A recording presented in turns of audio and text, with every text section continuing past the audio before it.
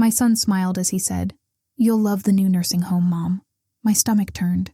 I knew something was wrong.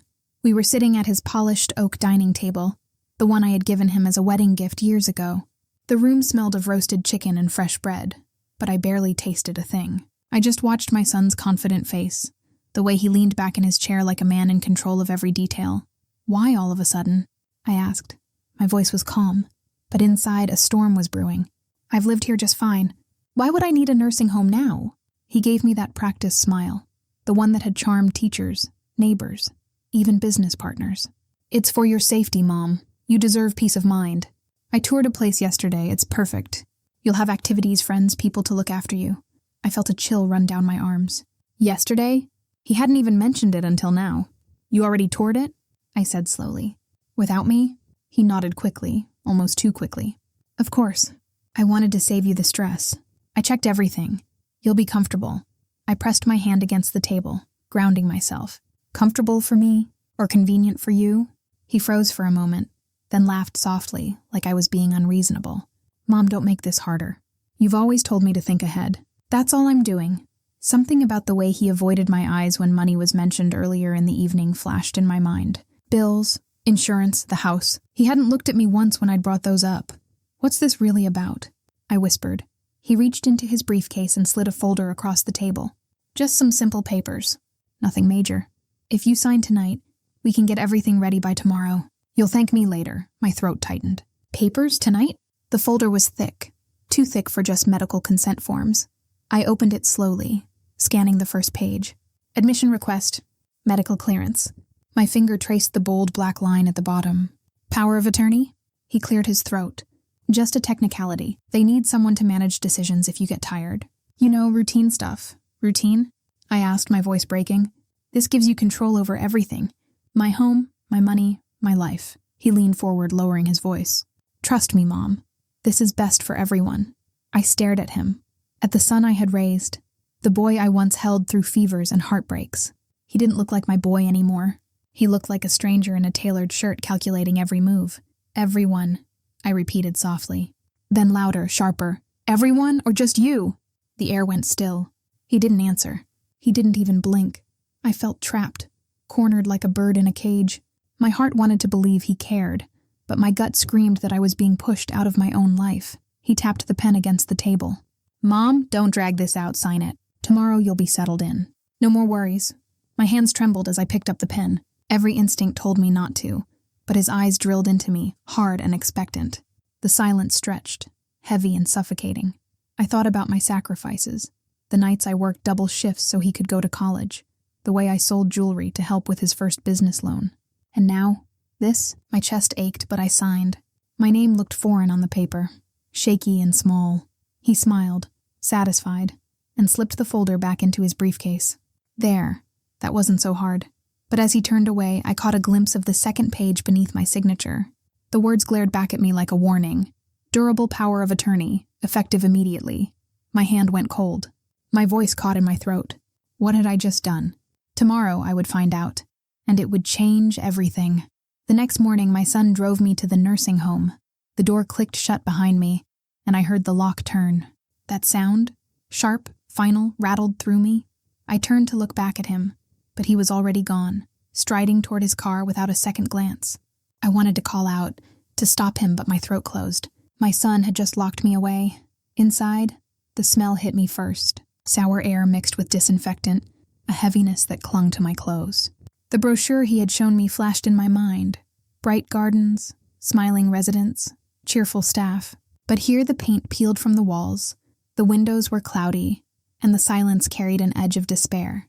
"Purse, please," a woman in a faded uniform said flatly. I hugged it to my chest. "It's mine." "Policy," she replied, reaching out. "We keep residents' valuables safe." Her fingers were already tugging at the strap. I let go slowly, but my stomach knotted. Without my purse, I had nothing. No phone. No ID. No freedom. At the intake desk, a nurse with tired eyes clicked through a computer screen. "Full name?" she asked without looking at me, I told her. She frowned. "Not here. You're listed as..." She tapped the monitor. "Long-term patient." "That's what your son requested." My chest tightened. "Long-term?" No one had said that.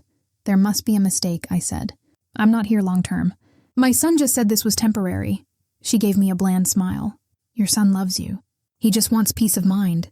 I swallowed hard, my voice low, almost to myself. Peace of mind. Or my money? The nurse slid papers toward me, but her eyes avoided mine. You'll settle in. Activities start at 10. I'd like to call someone, I said firmly. My sister, my neighbor, anyone. Her smile froze. I'm afraid you're not allowed a phone. Your son requested limited contact. For your rest. My heart pounded. Limited contact. That meant no witnesses. No one to question what was happening to me. Later, they showed me to a room with a narrow bed and a window that barely opened. A cracked dresser leaned against the wall. I sat on the mattress, stiff as a board, and pressed my hands into my lap to stop the shaking. I needed to think. I needed a plan. But fear drowned out reason. First day? A voice whispered. I turned. A thin woman with silver hair stood in the doorway. Her gown hung loose, her eyes darting like a bird's. Yes, I whispered back. She stepped closer. Don't get too comfortable. People come here, and some never leave. Her words chilled me. What do you mean? But she just shook her head, glanced down the hall, and shuffled away. I sat frozen, my mind spinning. Never leave. That evening, a young aide carried a box past my door. I caught a glimpse. My china, my photo frames. My belongings. Wait, I called. Where are you taking that? He stopped, startled. Oh, these came from your house. Already moved out. My breath caught. Moved out? My house? Your son had it emptied. Said it's on the market. The walls seemed to close in. My home. Gone. And then, as if that wasn't enough, I overheard 2 staff members whispering near the desk. Did the bank clear yet? One asked, almost. He set it all up at his address. Once it's through, she won't be his problem anymore. The words cut through me like a knife. She won't be his problem anymore. They were talking about me. And in that moment, I realized I wasn't just unwanted. I was disposable. An old woman leaned toward me in the cafeteria. Don't eat the soup, she whispered. They keep us weak. I froze, spoon halfway to my lips. The room buzzed with low chatter, but her voice sliced through it. I set the spoon down slowly and studied her. Her hands shook as she gripped her tray, but her eyes, sharp, urgent, did not waver. Around us, the cafeteria smelled of stale bread and boiled cabbage. The lighting was dim, yellow bulbs flickering overhead, and cameras perched in the corners like unblinking eyes. Rows of residents hunched over trays of gray meat and cloudy broth. Some chewed in silence, others stared blankly at the wall. I lowered my voice. Why, what's in it? She glanced at the nearest aide before answering. Sedatives. Keep you quiet, keep you tired. Easier for them to handle. My stomach turned. I slid the tray aside. Medication time. A young nurse called cheerfully from the front, holding a cart stacked with plastic cups. The old woman gave me one last look. Swallow if you want to forget who you are. Spit if you want to stay alive. Then she shuffled away. When the nurse reached me, she smiled wide, as though she were offering candy. Your prescription, dear. Doctor's orders. I stared at the 2 white pills in the cup. What are they for? I asked. She tilted her head. Routine. Helps with adjustment. I don't need adjustment, I said flatly. Her smile hardened. It's for your health. Your son requested strict compliance. My chest tightened. Always my son. Always his orders. I lifted the cup, pressed it to my lips, and tilted my head back. She nodded, satisfied, and moved on. As soon as her back was turned, I slipped the pills into my napkin and folded it tight. Smart, a man muttered beside me. I turned. He was tall, gaunt, with thinning gray hair and a sharp gaze that didn't match his frail frame. Who are you? I whispered. Retired lawyer, he said. His voice was low but steady. I've seen this before. They trap you with signatures, then drain you dry. My heart pounded. I already signed something. Power of attorney. He leaned closer. Then you're in more danger than you know. Paper trails don't lie. If we get one call out, we can undo this. But without proof, you're already gone. I swallowed hard. Then we find a phone. He gave a thin smile, the kind only a man who's fought too many battles can give. Exactly. Later that afternoon, as I sat by the hallway window, a nurse passed by chatting with another aide. I caught her words as if they were aimed directly at me. Her son said the house goes on the market this week. Wants it quick before she changes her mind. My breath caught. This week. My home, the one place I had left, would be gone in days. I turned away, pretending not to hear, but inside, I was burning. He wasn't just moving me. He was erasing me. That night, when the halls grew quiet, I made my move. I waited until the last aide had finished rounds. then slipped from my room barefoot, clutching the hidden pills in my pocket like proof of my sanity. The air smelled of bleach, the floor cold beneath my feet. I crept past the nurse's station, my heart hammering in my chest, and pushed into the staff office. The room was dim, stacks of files piled high on metal shelves. I scanned the labels until I found mine. Hands shaking, I pulled the file free and flipped through the pages. Medical forms, admission notes, financial documents I didn't remember signing. Then, at the very bottom, one line stamped in bold black letters: disposition, permanent. My breath hitched. My knees weakened. Permanent. This wasn't a place to rest. It was a place to disappear. The next morning, I wasn't on the cafeteria roll call. A staffer muttered, "She's gone already." I froze in the doorway, my tray trembling in my hands. Gone already? My name wasn't read. My spot at the table sat empty, the other residents glancing at me as if I were a ghost that hadn't realized it was dead yet. When I returned to my hallway, my room had been stripped bare. The quilt my mother had stitched decades ago? Gone. The framed photograph of my late husband? Gone. Even the dent in my pillow had been smoothed flat, as though I had never slept there at all. On the whiteboard by the door, where my name had been written in smudged blue marker, there was nothing but a blank space. "Transferred," whispered a thin woman leaning on her walker. Her eyes darted nervously toward the cameras mounted in the ceiling. That's what they call it. Some of us never see them again. A cold weight pressed into my chest. If they erased me here, they could erase me anywhere. I forced myself into the common room, where the television blared a game show no one watched. A group of residents shuffled cards in silence. I leaned close to the lawyer, Harold, the man who had warned me about power of attorney. "They wiped me off the list," I whispered. He didn't look up from his hand. "It's what they do. They declare you unfit, then disappear you. Paperwork erases faster than people." His words struck me harder than the sour smell of bleach lingering in the air. I remembered the nurse's slip. "Your son is selling your house this week." Later, in a shadowed corner of the hallway, I overheard staff gossip while pushing carts stacked with soiled linens. "Her son filed the report himself," one said. "Dementia advanced stage. Judge signed without blinking. Neighbors back home already think she moved out." I staggered against the wall. Dementia? My mind, though frayed with fear, was sharp enough to recognize betrayal when it slapped me across the face. My son hadn't just locked me away. He had forged a world where I no longer existed. That night, I found Harold again. His face looked carved from stone under the flickering fluorescent lights. "I tried," he confessed. "Years ago, I wrote letters for another woman here. We smuggled them out with the laundry deliveries. But no reply ever came. Either no one believed, or the letters never made it past the gates. Hopelessness fluttered in my stomach like a dying bird. If letters vanished, if neighbors believed lies, then who would stand for me? Only me. I slipped into the laundry room during the chaos of shift change. The air was heavy with detergent and steam. Piles of sheets loomed like snowy hills, and in the corner, a hamper overflowed with uniforms. My trembling hands sifted through until I found a staff badge clipped to a tunic. I shoved it into my pocket, then crouched in the supply closet, heart hammering so loudly I was certain the cameras could hear it. The darkness pressed in around me, thick with the smell of bleach and rubber gloves. That's when I heard them. 2 staffers outside the door, their voices low but distinct. "Make sure the paperwork says deceased if she doesn't adjust," one muttered. "Already set. All it takes is a single line on the form." My hands clenched into fists. Deceased? They could sign me out of life itself without a death, without a body. I pressed my lips against my sleeve to keep from screaming. "Over my dead body," I whispered, but the words were swallowed by the darkness. I waited until their voices faded, then cracked open the closet door. My stolen badge felt like a fragile key to freedom, though it burned in my palm with the weight of risk. As I slipped back down the hallway, the intercom crackled. A voice I hadn't heard in days echoed through the sterile corridors. My son. His tone was sharp, impatient. "Sell the house today," he ordered. "She's not coming back."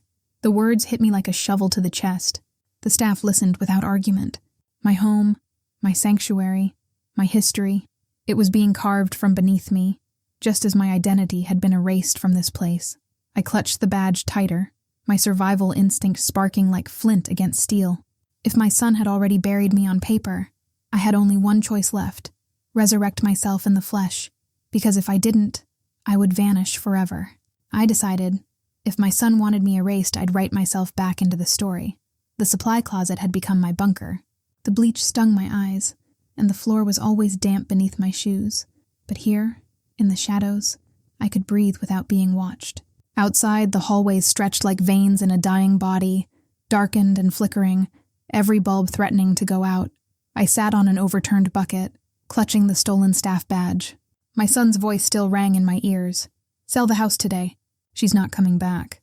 I had maybe 48 hours before the sale cleared. 48 hours until every cent I had ever saved, every memory bound in wood and brick, belonged to him. That night, Harold shuffled toward my hiding place, his cardigan buttoned wrong. His eyes were sharp despite the shuffle in his step. "There's an inspector scheduled," he whispered, leaning against the doorframe. "Routine compliance check. He's not one of them. If you can get a message into his hands, someone outside will finally know." My pulse quickened. An inspector. Official, documented, visible. A crack in the wall of silence. But Harold wasn't finished. Staff turnover's high here. One nurse, the tall one with the braid, she isn't loyal yet. She doesn't like what she sees. The next day I watched her. Nurse Elena. She moved quickly, eyes sharp but hesitant when supervisors barked orders. She set down trays of watery soup with the same disgust I felt, as if serving poison. When she wheeled her cart near, I whispered, "I know what's happening here. I know my son forged documents. He's selling my house under my name." She flinched, scanning the cameras. "Don't say that out loud." "Help me," I urged. "Help me stop him." Her lips trembled. "If I help you, I'll lose my job." I stared at her until she had no place to look, but back into my eyes. "If you don't, you'll lose your conscience." Something flickered in her expression. Guilt, humanity, maybe both. She slipped me a pen and 2 sheets of paper folded in half. Back in the closet, I wrote until my hand cramped. To the inspector, I was admitted here against my will under a false name. My son forged my signature on legal documents and has moved to sell my home and drain my accounts. I am listed as a permanent patient, though I am of sound mind. Others here have been silenced. Some are never seen again. If you are reading this, you may be the only one who can stop this from happening. I signed my full name in heavy strokes, then added details only I could know. My address, my bank, the names of my neighbors. Proof of my life. Harold suggested the hiding place. Every visit, the inspector reviews files in the front office. If you slip it into the bottom of the compliance box, he'll have to read it. That night, Elena distracted the head nurse long enough for me to creep into the office. The smell of coffee and printer ink replaced the usual stench. Filing cabinets stood like sentries. On the desk sat a cardboard box marked Inspection Documents. My fingers shook as I slid the letter between thick binders. I buried it deep, pressed flat so it wouldn't slip free. For the first time since the door had locked behind me, I felt the rush of fighting back. But victories here never lasted long. The next morning, tension clung to the air like static. Residents whispered about the inspector, a man in a navy suit with a clipboard. I saw him through the glass of the front lobby. Official, real, the world outside breaking through. I pressed forward, heart in my throat, but 2 staff members intercepted him. "This way." "Sir?" one said, steering him briskly down the opposite hall.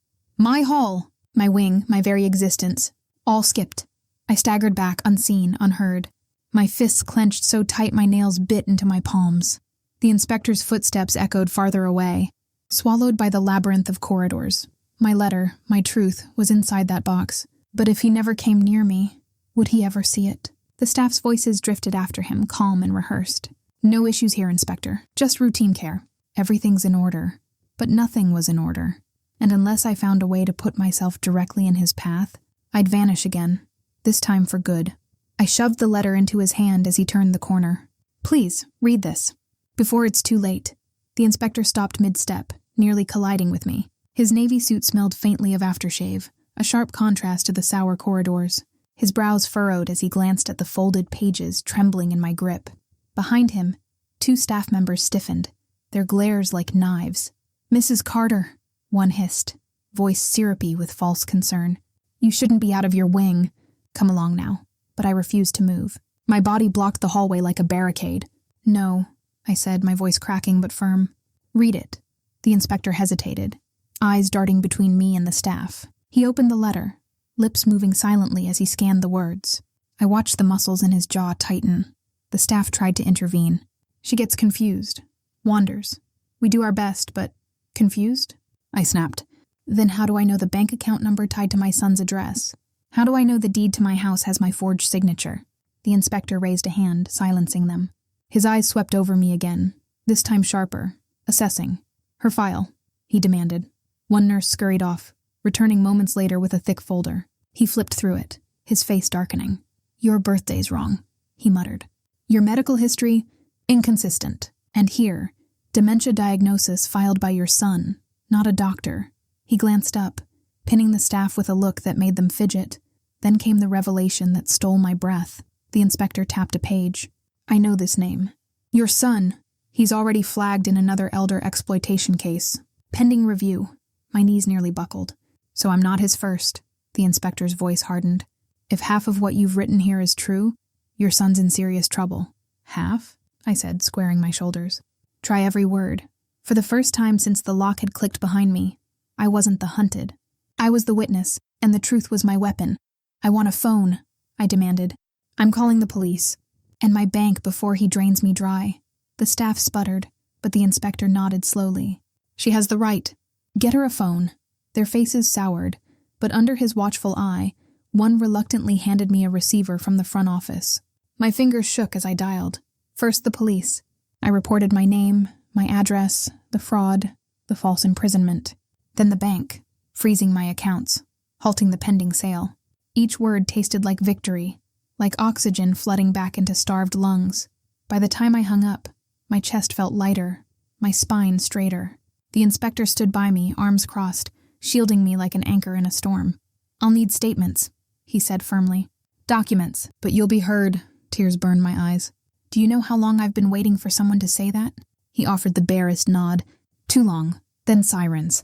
Their cry split the silence, faint at first, then swelling until it rattled the very windows. Red and blue lights danced across the dull linoleum floors. The inspector's gaze flicked toward the entrance. "They're here." Relief surged until I heard the second sound. The heavy creak of the front door opening. Male footsteps, confident, familiar. I knew that rhythm. I had memorized it when he was a child racing through my house. When he was a teenager stomping upstairs after curfew. Now it was the sound of betrayal walking back into my life. My son. His voice rang down the hallway. Casual. Rehearsed. "I'm here for the final visit." The staff straightened, some smirking, some avoiding my eyes. The inspector stiffened beside me, and I gripped the receiver so tightly my knuckles turned white.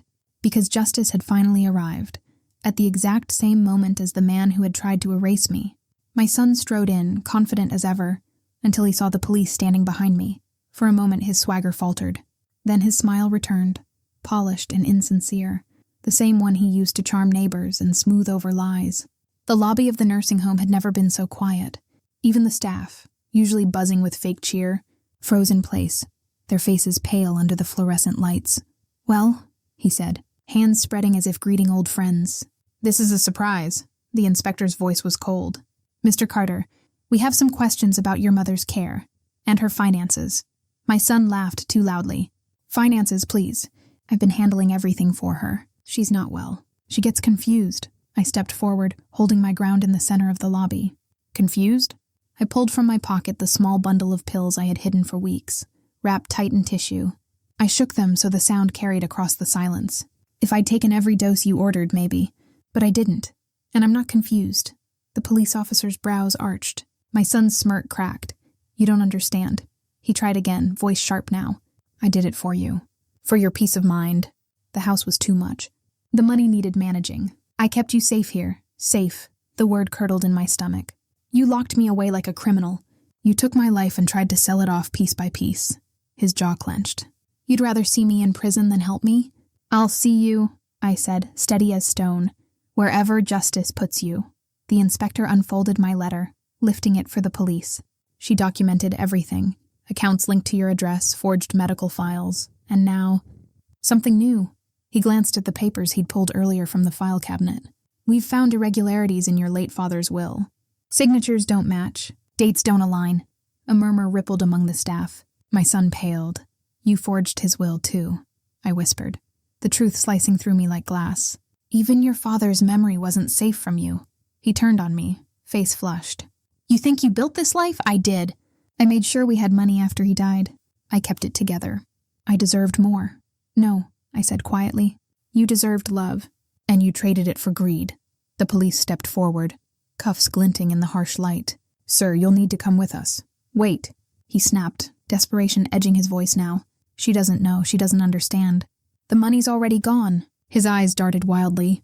It's wired overseas. By now it's untouchable. The inspector jotted notes, unflinching. You just admitted to fraud. My son's hands trembled as they drew behind his back, the cuffs locking with a metallic click that rang like justice in the stillness.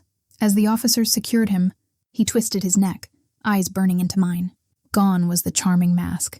Only raw fury remained. You'll regret this, he spat, his voice low but venomous. I didn't flinch. No, I regret ever trusting you with the parts of my life I should have guarded myself. But this, watching you answer for what you've done, I'll never regret that. The police led him toward the door, his protests bouncing off the walls of the lobby. Staff shifted uneasily, some looking at me with shame, others with relief, as though the spell had finally broken. The inspector touched my arm gently. You were brave. Without you, none of this would have come to light. I nodded, but my eyes stayed on my son.